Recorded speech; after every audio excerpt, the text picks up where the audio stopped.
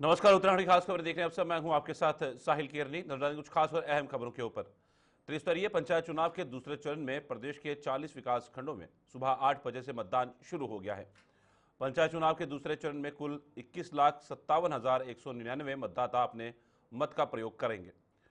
इसमें 10,45,643 महिला मतदाता, 11,11,490 पुरुष मतदाता व 66 अन्य शामिल हैं। राज्य निर्वाचन आयोग के अनुसार दूसरे चरण त्रिस्तरीय पंचायत चुनाव के लिए 10 जिलों के 40 विकास खंडों में ग्राम पंचायत, क्षेत्र पंचायत व जिला पंचायत के लिए मतदान प्रक्रिया 4,431 मतदान केंद्रों पर चल रही है। आपको बता दें कि पहले चरण में 68% मतदान हुआ है। आयोग को उम्मीद है कि दूसरे चरण में मतदान प्रतिशत बढ़ सकता है। चुनाव प्रेक्षक, जोनल, सेक्टर मजिस्ट्रेट प्रभारी अधिकारी द्वितीय चरण के चुनाव के लिए मोर्चे पर डटे हुए हैं।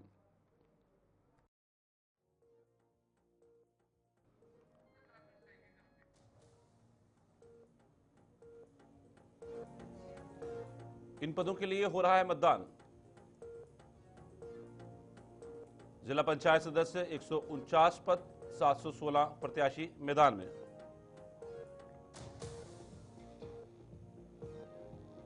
क्षेत्र पंचायत सदस्य 1,225 पद, 4,214 प्रत्याशी मैदान में। ग्राम प्रधान 2,726 पद, 7,833 प्रत्याशी आजमा रहे भाग्य। ग्राम पंचायत सदस्य 933 पद, 1,988 प्रत्याशी मैदान में।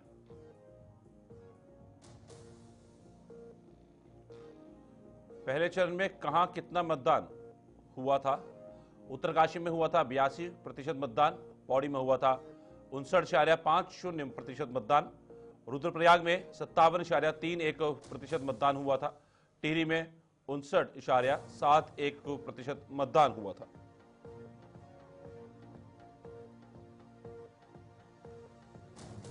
पहले चरण में कहां मतदान? देहरादून में हुआ 78.49% मतदान, चमोली में 62.17% मतदान हुआ था, चंपावत में हुआ था 65.59% मतदान, नैनीताल में हुआ 70.43% मतदान, अल्मोड़ा में हुआ था 59.11% मतदान, बागेश्वर में 63.11% मतदान हुआ था और यूएस नगर में हुआ था 81.27% मतदान, पिथौरागढ़ में हुआ था 64% मतदान।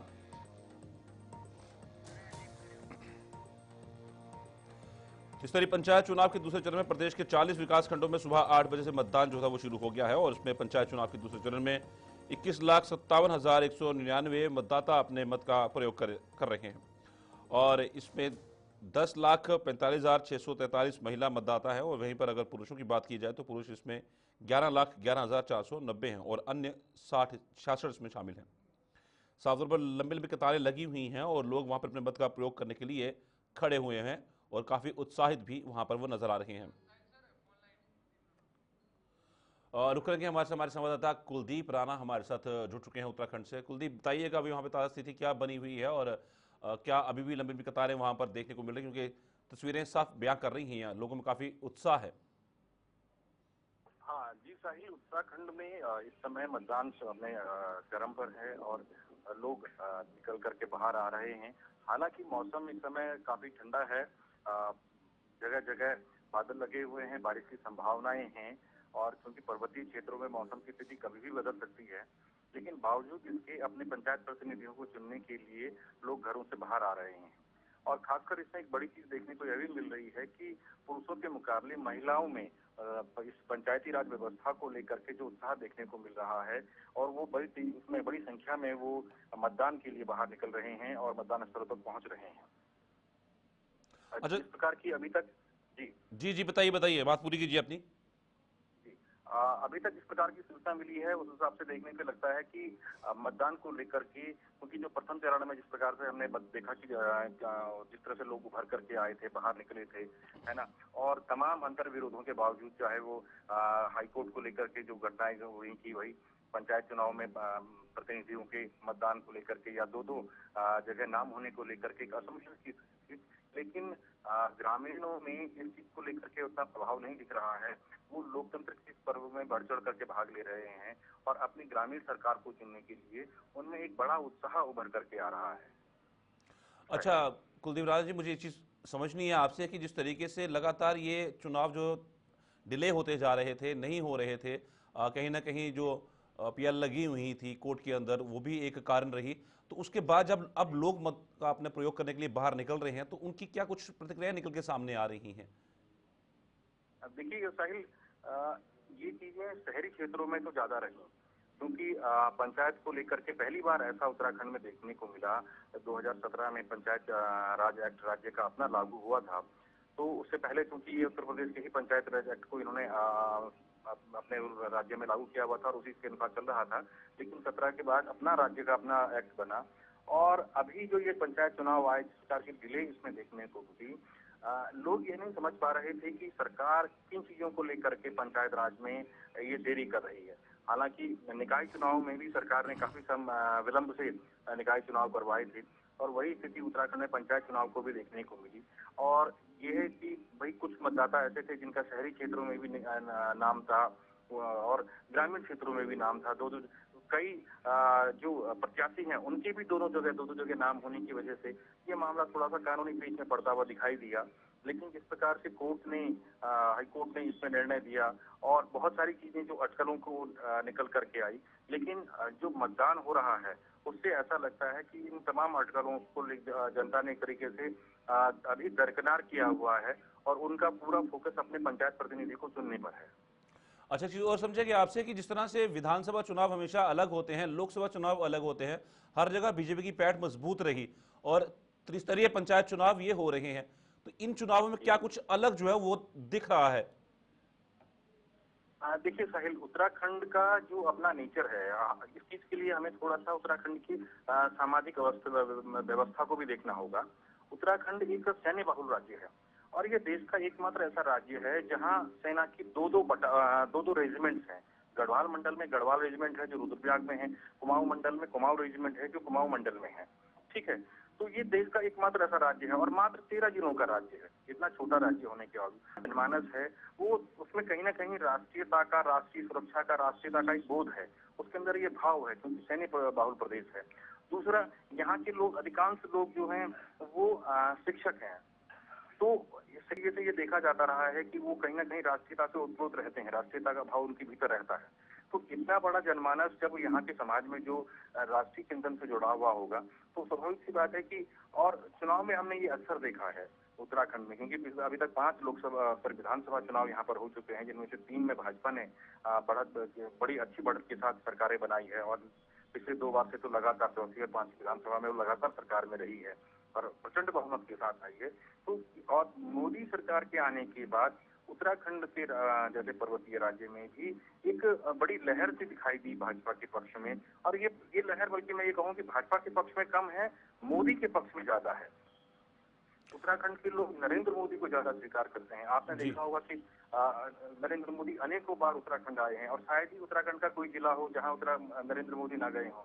वो चमोली, वो बद्रीनाथ जाते हैं, वो केदारनाथ जाते हैं, वो हरिद्वार भी आते हैं, वो देहरादून आते हैं, वो कुमाऊं मंडल में जाते हैं, वो कैलाश मानसरोवर यात्रा को लेकर के जाते हैं, वो पिथौरागढ़ जाते हैं, है ना। तो वो उधमसिंह नगर जाते हैं, वहाँ की लोक भाषाओं में, लोक बोलियों में लोगों से संवाद स्थापित करते हैं। तो मोदी के प्रति लोगों में एक क्रेज है। तो मोदी का संदेश जो भाजपा लेकर के जा रही है, लोग कहीं ना कहीं उससे कनेक्ट होते हैं और उसका प्रभाव चुनाव में, मतदान में और मत प्रतिशत में दिखाई देता है। बिल्कुल, क्योंकि लगातार प्रधानमंत्री नरेंद्र मोदी जो है उत्तराखंड का दौरा करते हैं, एक अलग प्रेम जो है उत्तराखंड के साथ उनका है, तो जाहिर सी बात है लोगों में भी प्रेम तो जागृत होगा ही। अच्छा, ये चीज़ मुझे एक और समझनी है आपसे कि 68% मतदान हुआ था पहले चरण में, तो क्या उम्मीद जताई जा रही है कि ये मतदान प्रतिशत इसमें दूसरे चरण में बढ़ेगा? देखिए, मैंने आपसे कहा कि उत्तराखंड में हमेशा से ये चीज देखने में आई है। हमने लोकसभा और विधानसभा के चुनाव में भी ये देखा है कि यहाँ पुरुषों के मुकाबले महिलाएं मतदान में ज्यादा बढ़ चढ़ करके भाग लेती हैं और पर्वतीय क्षेत्रों में तो ये परसेंटेज बहुत ज्यादा देखने को मिला है। अब इसमें उत्तरकाशी एक जिला है, मैं आपको बताऊं, जहां पुरुषों की तुलना में महिलाएं अक्सर ज्यादा उत्साहित रही हैं लोकतंत्र में मतदान को लेकर। तो इस समय भी जो ये द्वितीय चरण का जो मतदान हो रहा है, और क्योंकि हरिद्वार को छोड़ करके उत्तराखंड के 12 जिलों में, क्योंकि आधे भाग में तो मतदान हो चुका है और अब ये द्वितीय चरण में आधे भागों में होना है, तो इसमें भी, और क्योंकि ये लोकल स्तर पे, स्थानीय स्तर पे लोग अपने प्रतिनिधियों को चुनते हैं, जो जहाँ लोग एक दूसरे के साथ 1-to-1 कनेक्ट होते हैं, लोगों का एक एक दूसरे के साथ सीधा संवाद होता है। ठीक है, लोग अपने मतलब मैं अगर यहाँ की लोक भाषा में कहूँ तो एक अपने गांव के मकान की छत, कहीं छत से छत जुड़ी हुई है, तो कहीं आंगन से आंगन जुड़ा हुआ है। ठीक है, तो ऐसे परिवेश में जब लोग मतदान के लिए आते हैं, जब चुनाव होता है और मतदान के लिए बाहर निकलते हैं, तो स्वाभाविक सी बात है कि उत्साह तो बढ़ता ही बढ़ता है। जी। और कहीं ना कहीं जो प्रतिनिधि होते हैं, सॉरी, जो कंटेस्टेंट होते हैं, उनके ऊपर भी ये रहता है कि भाई ज्यादा से ज्यादा लोग बाहर आ सके। तो क्योंकि उनका 1-to-1 कनेक्ट रहता है, तो वो लोगों के साथ कि आइए भाई मतदान कीजिए, अपना वोट डालिए, उनको भी प्रेरित करते हैं, और तो उसका प्रभाव देखने को मिलता है। और स्वाभाविक सी बात है कि इस चुनाव में भी, द्वितीय चरण में भी, यह प्रतिशत इसी इसी तरीके से दिखाई देगा। अच्छा, 4,331 केंद्रों पर मतदान की प्रक्रिया जो है वो चल रही है, तो इनमें कौन जी, कौन से जो मतदान केंद्र है वो संवेदनशील हैं, अति संवेदनशील हैं? देखिए, पर्वतीय क्षेत्रों में अधिकांश मतदान केंद्र तो शांत ही रहते हैं। ठीक है, लेकिन जो मैदानी क्षेत्रों के, जिसमें से देहरादून का जो ग्रामीण अंचल है, या इधर से उधम सिंह नगर उधर ग्रामीण अंचल है, यहाँ थोड़ी सी हलचलें दिखाई देती है।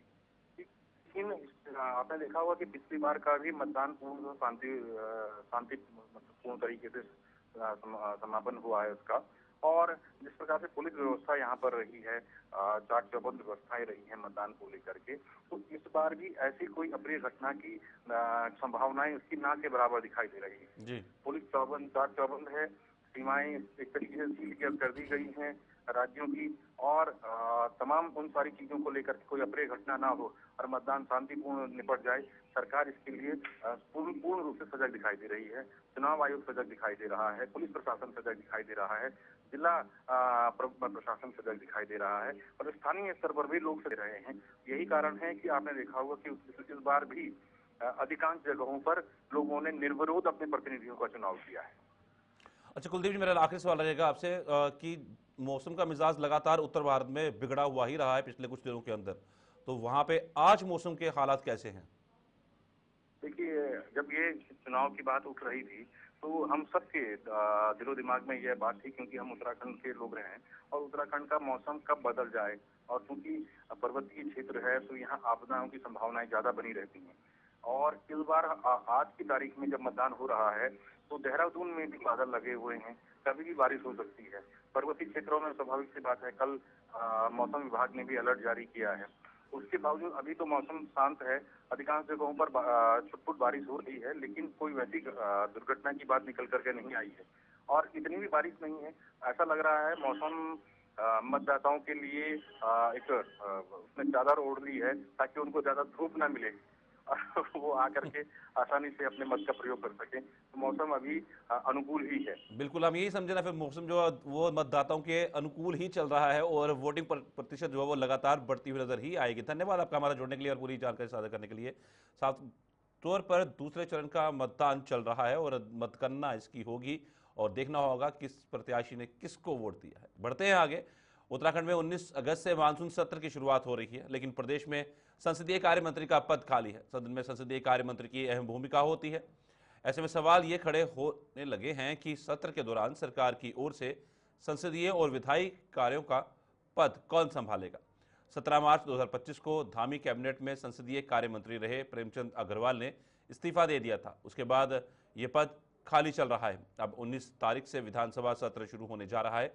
ऐसे में उससे पहले संसदीय कार्य मंत्री की जिम्मेदारी कौन संभालेगा, इसको लेकर चर्चा है और तेज हो गई है।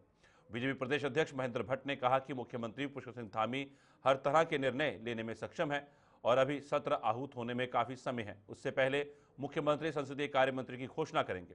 वहीं दूसरी ओर विपक्षी पार्टी कांग्रेस इसको लेकर सरकार पर चुटकी ले रही है। कांग्रेस के प्रदेश संगठन उपाध्यक्ष सूर्यकांत धस्माना ने कहा कि संसदीय कार्य मंत्री की कोई जरूरत नहीं है और ना ही मंत्रियों की वे स्वयं सब काम संभाल सकते हैं। जैसे प्रधानमंत्री नरेंद्र मोदी कर रहे हैं। तो माननीय मुख्यमंत्री जी हर चीज के निर्णय लेने के स्वतंत्र है। सदन की कार्रवाई अभी 1 माह शेष है। बहुत जल्दी माननीय मुख्यमंत्री जी कौन से कार्य मंत्री होंगे उसकी विभाग में घोषणा करेंगे। हाँ, ये बड़ी बात है, इस बार का सत्र राज्यपाल राजधानी गैरसैंण में होने जा रहा है। इस निर्णय के लिए मुख्यमंत्री जी का हम स्वागत करते हैं। जरूरत ही नहीं है संसदीय कार्य मंत्री की। संसदीय कार्य मंत्री का काम क्या होता है? संसदीय कार्य मंत्री का काम होता है कि विपक्ष को साधे, फ्लोर ऑफ द हाउस उसको मैनेज करे, ये काम होता है। कैसे विधानसभा सुचारू रूप से चले, ये काम होता है। विधानसभा के अंदर जो कार्य आने हैं, जो तमाम उसका चार्टर होता है, उसके ऊपर चर्चा हो, ये सारे काम होते हैं। और शांति रहे हाउस के अंदर, ज़्यादा से ज़्यादा चर्चा हो, ज़्यादा से ज़्यादा काम हो, ये संसदीय कार्य मंत्री ने क्या करा? उन्होंने विधानसभा के साथ साथ पूरे प्रदेश को उद्वेलित कर दिया। क्या करना है ऐसे संसदीय कार्य मंत्री का? मुख्यमंत्री जी काफ़ी हैं इस राज्य में। अगर पूरा मंत्रिमंडल भी ना हो तो धामी जी धाकड़ हैं, वो अकेले चला सकते हैं। महाजनों ये नगदा सपंता, जैसे केंद्र में बैठे हुए मोदी जी रेल का भी उद्घाटन करते हैं, पुल का भी करते हैं, सुरंग का भी करते हैं, अस्पताल का भी करते हैं, शौचालय का भी करते हैं, वैसे ही धामी जी सब कुछ कर सकते हैं। सुबोध जी की भी जरूरत नहीं है, सौरभ जी की भी जरूरत नहीं है, रेखा जी की भी जरूरत नहीं है, सतपाल जी की भी जरूरत नहीं है, किसी संसदीय कार्य मंत्री की जरूरत नहीं है। पूरे प्रदेश के अंदर मसूरी और देहरादून के बीच ट्रैफिक जाम की समस्या से जल्द निजात मिल जाएगी। पर्यटन विभाग ने रोपवे पर काम करना शुरू कर दिया है। पर्यटन सचिव धीरज गर्ब्याल ने बताया कि रोपवे के बनने से न केवल ट्रैफिक की स्थिति में सुधार होगा बल्कि इससे पर्यटन को भी बढ़ावा मिलेगा। उन्होंने बताया कि योजना की चाहता है कि 26 टावर लगने का काम शुरू हो गया है और विद्युत विभाग ने भी सब स्टेशन को हटाने की कार्रवाई कर दी है। अवस्थापना निदेशक दीपक खंडूरी ने बताया कि योजना पर 285 करोड़ रुपए खर्च होंगे और ये रोपवे पुरकुल गांव से मसूरी लाइब्रेरी चौक तक जाएगी। बताया कि 5.5 किलोमीटर का ये पूरी योजना है। उन्होंने ये बताया कि इस रोपवे के जरिए 1 घंटे में 1500 लोग आवाजाही कर सकेंगे। अब इसमें देखिए, मसूरी में टूरिज्म को प्रमोट करने के लिए जो योजना स्वीकृत हुई है आपकी, देहरादून से लेकर मसूरी तक की जो रोपवे की योजना स्वीकृत हुई है, उसमें कोई डाउट नहीं है कि इससे टूरिज्म तो प्रमोट होगा ही होगा। लेकिन जो ट्रैफिक का जो कंजेशन आप देखते हैं देहरादून से लेकर मसूरी का, खासकर समर्स में, देखिए ये नहीं कहा जा सकता कि साल भर मसूरी में ट्रैफिक जाम रहता है। केवल उन महीनों में बहुत ज़्यादा ट्रैफिक जाम की स्थिति रहती है जब छुट्टियां होती हैं, या जून के बाद, जून और जुलाई के बीच में, मई जून जुलाई के बीच में, उस समय वाकई में उससे काफ़ी निजात मिलने की संभावना है। और इस योजना में के अंतर्गत लगभग 26 टावर हमारे लगने थे और उसमें से 26 के 26 टावर्स में हमारा काम शुरू हो चुका है। और उसमें साइमल्टेनियसली जो पार्किंग की व्यवस्था हम लोगों ने करनी, वो काफ़ी काम हमारा उसमें हो भी गया है। और विद्युत विभाग को अपना सब स्टेशन वहाँ से ट्रांसफ़र करना था, उसके लिए उनको ज़मीन की ज़रूरत थी, वो हम लोगों ने उनको एनओसी भी दे दी है और वहाँ पे भी काम शुरू हो गया। निदेशक अवस्थापना यूटीडीबी। तो जो हमारा मसूरी रोपवे बन रहा है, यह कुल 5.5 किलोमीटर की परियोजना है जो कि पुरकुल गांव से लेकर के हमारा लाइब्रेरी चौक में तक जाएगी। तो इसका मुख्य उद्देश्य यही है कि हम किस तरह से हमारा जो मसूरी में आने वाला ट्रैफिक है उसको डीकंजेस्ट कर पाएँ, और यह परियोजना हमारे आने वाले सितंबर 26 में तैयार होने की संभावना है। ये इसकी एस्टिमेटेड कॉस्ट जो है, इसको बनाया जा रहा है, सर्वप्रथम इसको बनाया जा रहा है एक पीपीपी मोड में ये परियोजना तैयार की जा रही है, जिसके लिए निजी निवेशक का ऑलरेडी चयन किया गया है जो कि इस पर कार्य कर रहे हैं। और इसकी एस्टिमेटेड लागत जो है 285 CR की है। क्या होगा इसके लिए? ट्रैफिक को मुख्य इसका उद्देश्य यही था कि जो हमारा मसूरी में आने वाला पर्यटक है, जो भी है, उसको किस तरीके से डीकंजेस्ट किया जाए। वर्तमान में स्थिति यही है कि जब कभी भी हमारा टूरिस्ट वहाँ आता है तो हमारे को आवागमन की प्रॉब्लम होने लग जाती है। इसके लिए हमारा जो LTP लोअर टर्मिनल स्टेशन पुरकुल गांव में तैयार किया जा रहा है, उसमें 1500 पार्किंग का प्रावधान किया गया, ताकि आने वाला पर्यटक जो है वो है अपने वाहनों को इस पार्किंग की सुविधा लेते हुए रोपवे के माध्यम से सीधा मसूरी का पहुँच सके। तो यह सुविधा लोगों को देने के लिए ही यह रोपवे की परियोजना लाई जा रही है। पर घंटे कितने लोग इसमें? इसकी जो अभी वर्तमान जो कैपेसिटी है वो 1500 ppHPD की है। पर्सनल 1500 पर्सन्स पर आवर पर डायरेक्शन। सरोवर नगरी नैनीताल जल्द ही विद्युत पोलों में विभिन्न टेलीकॉम कंपनियां व केबल तारों के जालों से मुक्त होने जा रही हैं। विद्युत विभाग ने भविष्य में होने वाली अप्रिय दुर्घटना से बचने के लिए कवायद तेज कर दी है। विद्युत विभाग के उपखंड अधिकारी प्रियंक पांडे ने बताया कि नगर के भीतर टेलीकॉम कंपनियां व केबल ऑपरेटरों द्वारा बिना मानकों के विद्युत पोलों में विद्युत विभाग लाइनों के ऊपर तारें डाली गई, जो कि सड़क में गुजर रहे वाहनों में उलझकर दुर्घटना का कारण बनने के साथ ही नगर की सुंदरता बिगाड़ रही हैं, जिन्हें हटाने के लिए 2 बार समाचार पत्रों में विज्ञापन माध्यम से हटाने की हिदायत दी गई है, लेकिन संबंधित ऑपरेटरों द्वारा विद्युत पोलों से तारों के जालों को नहीं हटाया गया। अब विभाग ने निर्णय लिया है कि इन्हें हटाकर पोलों से हटाया जाएगा। उन्होंने यह कहा, यदि आवश्यकता पड़ती हमने इसको 2 बार पेपर में इस महीने में 2 बार हमने पेपर में छपवा दिया है इसको। जितने भी ऑपरेटर्स हैं अपनी केबल दिक्कतें हो रही हैं बेसिकली। एक तो शो खराब हो रही है शहर की, धीरे केबलों के गुच्छे लगे पड़ते हैं, शहर की शो खराब होती है। प्लस हमको काम करने में दिक्कत होती है, स्टाफ को काम पोल में चढ़ के काम करने में दिक्कत होती है, एक्सीडेंट का भय बना रहता है। इसलिए जितने भी हमने 2 बार पेपरों में छपवा दिया है कि अपने जितने केबल ऑपरेटर्स हैं वो अपनी केबलों को हटा लें, अदरवाइज फिर हम केबलों को काटेंगे। अगर बावजूद इसके केबल ऑपरेटर के द्वारा केबलों को नहीं हटाएगा तो उनकी किस तरह की कार्रवाई? जो एग्रीमेंट हुआ है कॉर्पोरेशन का, जियो के साथ एग्रीमेंट हुआ था केबल पोल में लगाने का। अभी रिसेंटली कल बीएसएनएल के साथ दूरस्थ क्षेत्रों के लिए पेपर में पढ़ा था हमने। बाकी औरों की केबलें काटेंगे, अगर नहीं उतार देंगे तो उनको तो केबल हटानी पड़ेगी। तो केबलें काटेंगे एक बार और उनसे और अनुरोध करते हैं कि अपनी केबलें खुद ही हटा लें या थोड़ा सिस्टमेटिक कर लें। अदरवाइज फिर हमको तो सेफ्टी पॉइंट ऑफ व्यू से प्लस शहर की सुंदरता बरकरार रखने के लिए काटनी पड़ेंगी केबल। मुकदमा भी दर्ज किया जाएगा, कोई कानून कार्रवाई भी करी जाएगी अगर नहीं सर जो न्याय संगत जो डिपार्टमेंट को रूल्स एज पर लॉ होगा वो करेंगे, सब कुछ किया जाएगा। सर मैं इसको रुड़की में भाजपा पार्षद को बिजली विभाग ने जोर का झटका दिया है। इस माह आए बिजली के बिल को देखकर पार्षद के होश उड़ गए हैं। दरअसल उनके यहां हाल ही में स्मार्ट मीटर लगा है और इस मीटर के लगने से पहले ही जो बिल माइनस में था वह सीधे 1 लाख रुपए का आंकड़ा पार कर गया। रुड़की नगर निगम के सोलानीपुरम वार्ड निवासी रमेश जोशी की पत्नी भाजपा से पार्षद निर्वाचित हैं। उन्होंने अपने घर में सोलर प्लांट लगवाया हुआ था। इस सोलर प्लांट का उन्हें काफ़ी लाभ भी मिल रहा था और उनके घर का बिल लगातार माइनस में ही आ रहा था। रमेश जोशी के अनुसार मई माह में भी उनका बिल करीब 4000 से अधिक माइनस में था। वहीं उस बिल के आने के बाद विद्युत विभाग द्वारा उनके घर स्मार्ट मीटर लगाया गया। अब उनके घर जून माह का बिजली का बिल जब पहुंचा तो ये बिल देखकर उनके होश उड़ गए। बिल की राशि 1,09,000 से अधिक थी। उन्हें यकीन नहीं हुआ कि ये बिल उनका है। बिल आने के बाद उन्होंने विभाग के अधिकारियों से भी वार्ता की, हालांकि अभी कोई समाधान नहीं हो पाया है। विषय है कि सितंबर 2024 में सरकार की जो प्रधानमंत्री योजना है उसके तहत मेरे घर में सोलर पैनल लगा था और सोलर पैनल लगने की वजह से मेरे घर का बिजली का बिल 0 हो गया था। उसके अलावा जो बिजली बनती थी उसका सरकार के ऊपर ही उसका सारा ड्यू जाने लग गया था और लगातार मेरे घर का जो बिजली का बिल है माइनस में जाने लग गया था।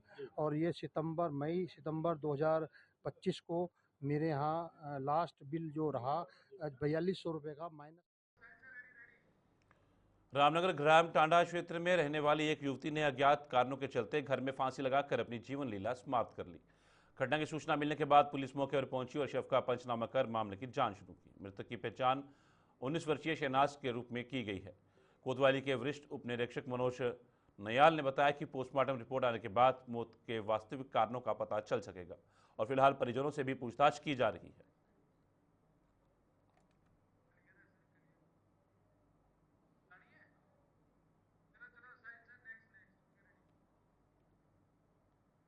पिरान खलियर के विधायक फुरकान अहमद ने रामपुर चुंगी स्थित अपने कैंप कार्यालय सहित मदरसा इरफानुल उलूम में एक रक्तदान शिविर का आयोजन किया। आशीर्वाद सेवा ट्रस्ट के सहयोग से लगाए गए शिविर में रामपुर गांव की बड़ी संख्या में लोगों ने बढ़ चढ़कर हिस्सा लिया और रक्तदान किया। रक्तदान शिविर टीम के अध्यक्ष अमित कुमार ने बताया कि ये शिविर पिरान खलियर विधायक के सौजन्य से लगाया गया है। उन्होंने कहा कि रक्तदान जरूरतमंदों के लिए बहुत अहमियत रखता है और ये रक्तदान करने वालों के लिए भी लाभदायक रहता है।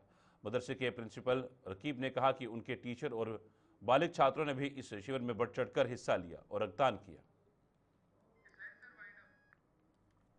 उत्तरायणी खासकर में फिलहाल इतना ही। दीजिए इजाजत। नमस्कार।